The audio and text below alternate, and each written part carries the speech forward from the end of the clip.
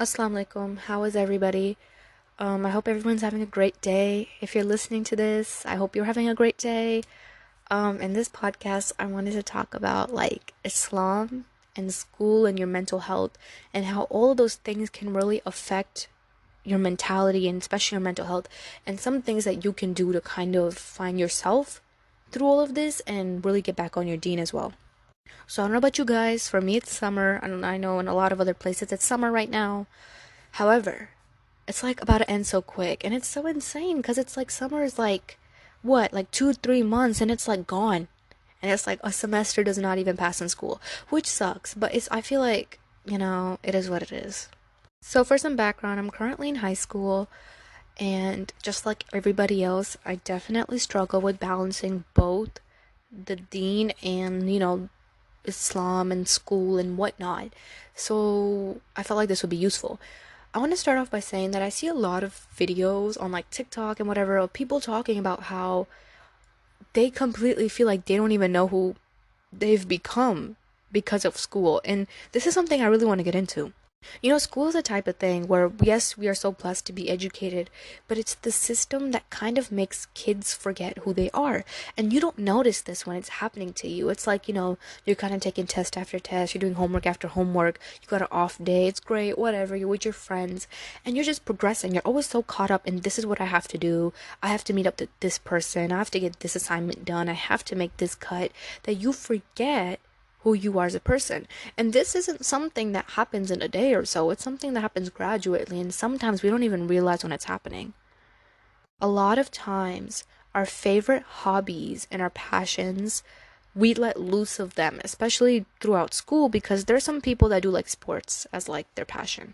And for the people that don't, it's like eventually over time, you are so busy in school that you don't get time to, sit down and paint, draw, or even read a book or whatever, you want to do. You don't get time to do that. And so when time comes and you're like sitting there on some free time during the summer, it makes you realize you're like, crap, what do I like to do? Then you realize that you've completely lost your passion, yourself, and a lot of the things that motivated you because of school. And another really sad thing is that I've noticed, and this is with myself and just a lot of people, is that we put the title of productivity on how much work we do, on how much school assignments we got done, on how long we worked. Productivity, for some reason in this generation, has been made how much work you do, not how much investment that you're putting in yourself. So sometimes you need to sit down and just invest in yourself, whether that is doing a hobby you like, doing something you like, or just going out, like going out, eating ice cream by yourself and like doing nothing. I'm serious. Like sometimes you need to make time to do nothing.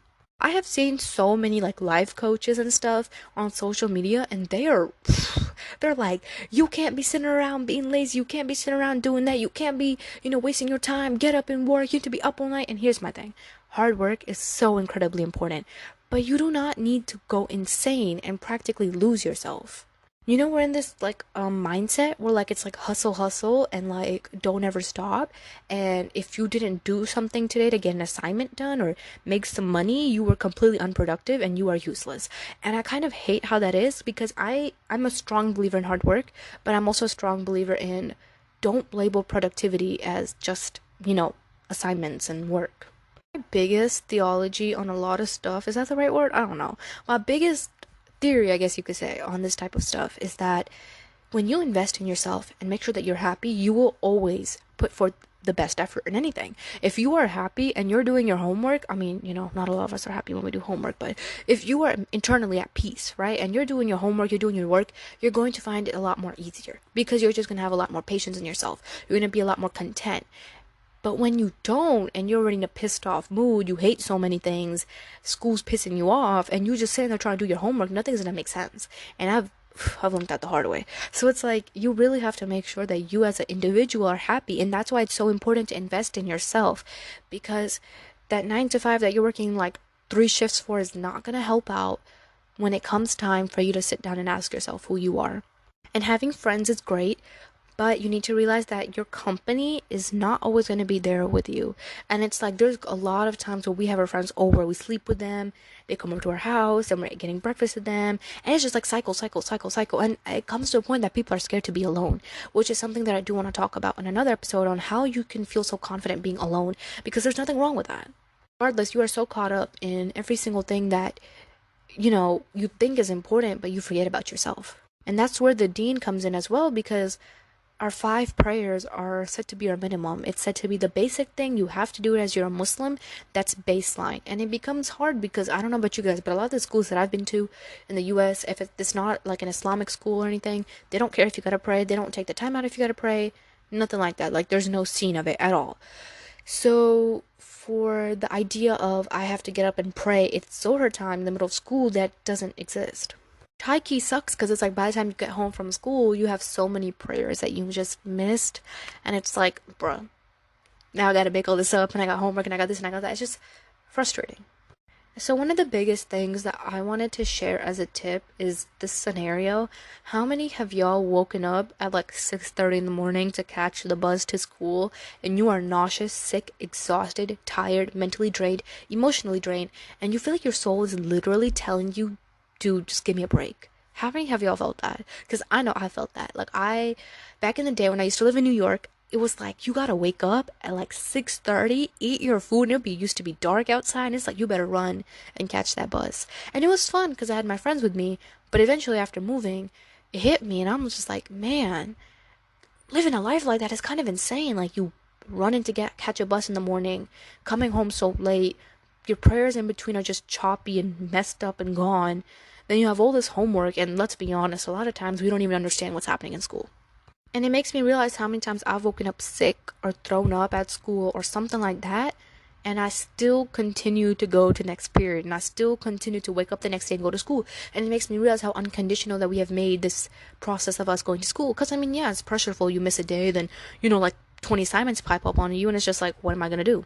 This is something that I like to remind myself. I'm like, why don't we make this unconditional habit for the deen? And the thing is, it's hard because the reality is we don't have someone, a lot of us, if you're not in an Islamic school or you don't have like a religious teacher, there's no one over you shoving a deadline. There's no one over you saying, I need you to learn Arabic in 2 months so you can understand the Quran. There's nobody doing that. Because in school, we have so many other tests that we need to prepare for that it's kind of like, oh yeah, this can kind of wait. But the reality is, if you're so unconditional for something that's not even going to come with you in the grave, then why aren't you making it a habit to be so unconditional for the deen? Because the doctorate, the PhD, none of that is going to come with you to the grave. Which I know it kind of might suck, but at the same time, I feel like that's good because I don't know how I feel about that following me to the grave. The only thing that will really follow you to the grave is your Islamic education, the things that you gained. If you took the time to memorize the Quran, stuff like that, that is what's going to follow you.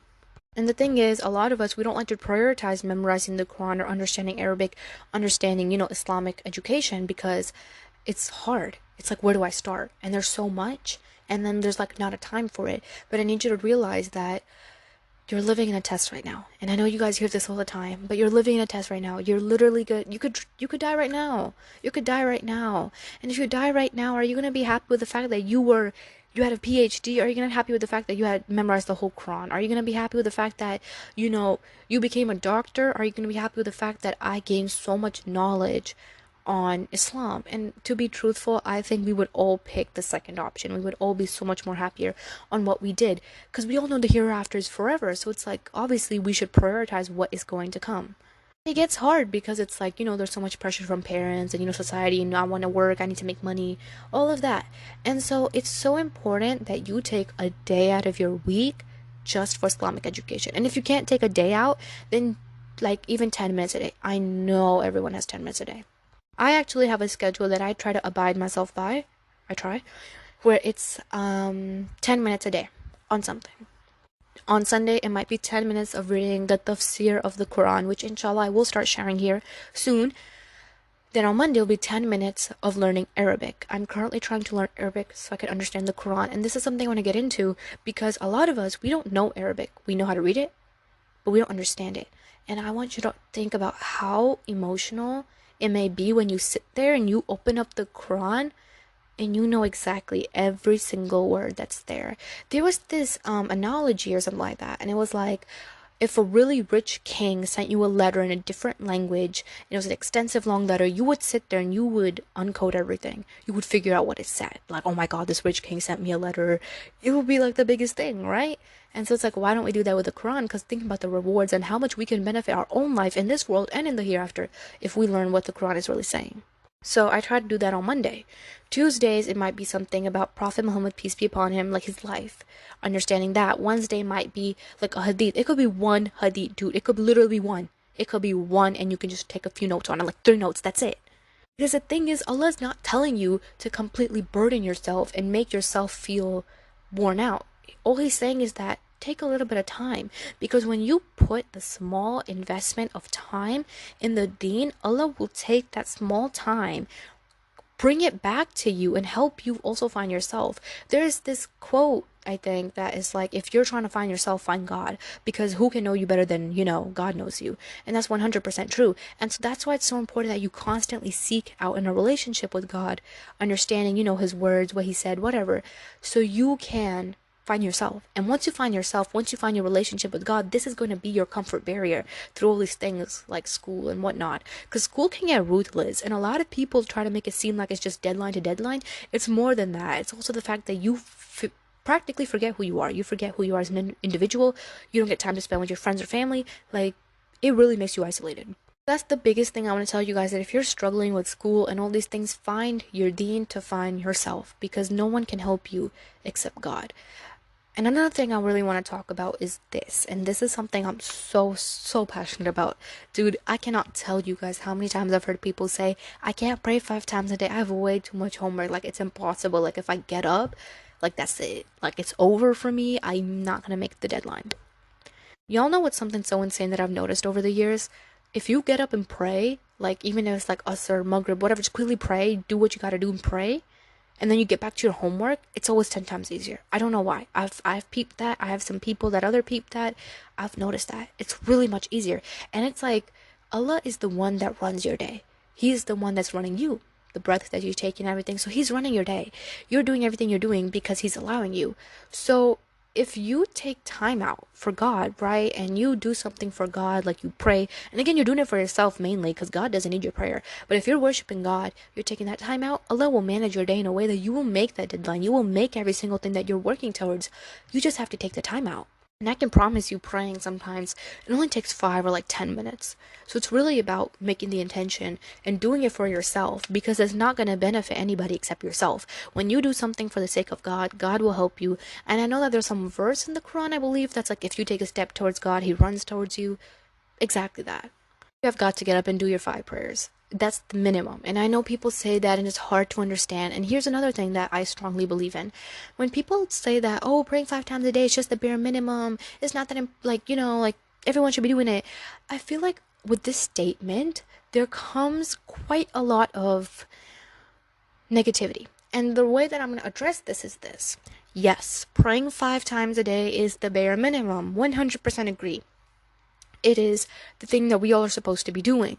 However, there are certain people who were not born praying 5 times a day. Like, their parents didn't give them the habit, or they didn't grow up doing it. So now maybe they're in like 12th grade trying to learn how to pray 5 times a day and trying to manage all that. And if you're going to go up to their face and say, oh yeah, praying 5 times a day, that's the bare minimum, you are probably the worst person there could be right now, because while yes, it is the bare minimum, you are hurting somebody who is trying to achieve some goodness.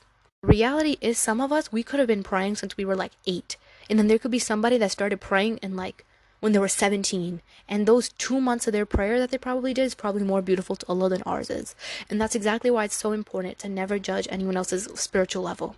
I'm getting a little bit off track with that, which I hope, inshallah, I'll talk one day in an episode about that. But please keep that in mind, that if you can wake up nauseous at 6:30 in the morning to go catch a bus for school, and you will break your back just to get some education, take 10 minutes out your day to do something for Allah. Because when you do something for Allah, and when you do something which, again, is going to benefit yourself, you will find yourself to have it a lot more easier. Don't try to procrastinate in the matter of the deen, because you can literally drop dead right now. I know I once read this thing about how these 2 people, they finally became a doctor, and it was like they became a doctor, they got married, whatever, some story on Facebook, I don't know, got married, and then they drowned on their honeymoon. Something like that, I don't know. But whatever it was just like, even if you think about it in the grand scheme of things, that's terrifying, dude. Like, that can happen to anybody. And I know that's really random, but it's just, think about it. Like, you can literally become a doctor, and then like the day you're going to first day of your clinic, you can like get in a car crash and you're done. That's it. And so that's why it's so important to remember that you are gaining this Islamic knowledge over the years, because if you're not, you're only harming yourself. You really are. I'm not trying to say that I'm perfect or anything like that, but all I'm trying to say is that if even if it's 5-10 minutes, even if it's just reading an ayah of the Quran in English, understanding it, you have done yourself a favor. So inshallah, I hope that this was beneficial. If you guys have any ideas on what you guys want me to talk about, let me know. And thank you so much for watching.